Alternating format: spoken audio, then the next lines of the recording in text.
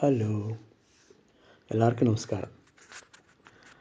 ஒரு தெரிஞ்ச கதையில் இது ஒரு தெரியாத கதை. நிறையா மகாபாரதம்லாம் படிச்சிருக்கோம் கதைகள்லாம். கிருஷ்ணர் கம்சனை கொன்னுட்டு தேவகியும் வசுதேவரையும் ஜெயிலேருந்து வெளியில் கொண்டு வர்றார். வெளியில் வந்தப்புறமா தேவகி ரொம்ப தழுக்க அவனை கேட்குறா, ஹே கிருஷ்ணா, நான் பெத்த மகனே,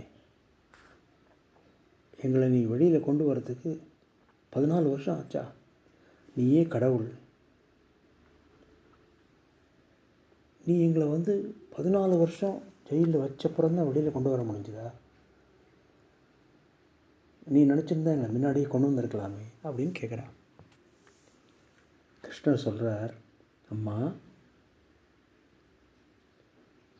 நீங்கள் என்னை முதல் நாளே பிறந்த உடனே அங்கே கொண்டு போய் என்னை விட்டுட்டு, யார்கிட்ட?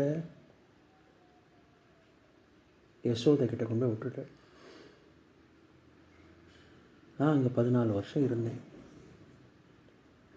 எதுக்காக 14 வருஷம் அங்கே இருந்தேன்?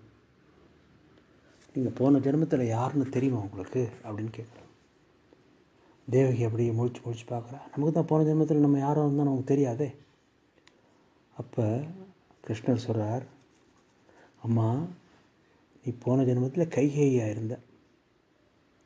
என்ன நீ 14 வருஷம் காட்டுக்கு அனுப்பிச்ச இல்லையா?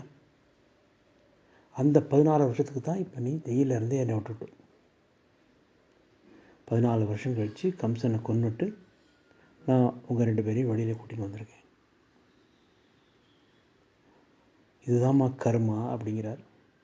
உடனே அவள் கேட்குறா, அப்போ உங்கள் அம்மா கோசலை எங்கே இருக்கா அப்படின்னு. கோசலை தான்மா யசோதா. அவள் 14 வருஷம் என்னை பிரிஞ்சு இருந்தா இல்லையா? அதனால தான் இந்த 14 வருஷம் நான் அவளோட சேர்ந்து இருந்தேம்மா அப்படிங்கிறார்.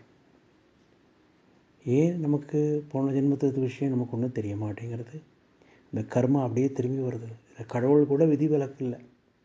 அதனால் நல்ல கர்மா பண்ணினா நமக்கு எல்லாமே நல்லது நடக்கும். நம்ம எல்லாரும் எப்போவுமே நல்ல கர்மா பண்ணுவோமா? ராதே கிருஷ்ணா, ராதே கிருஷ்ணா.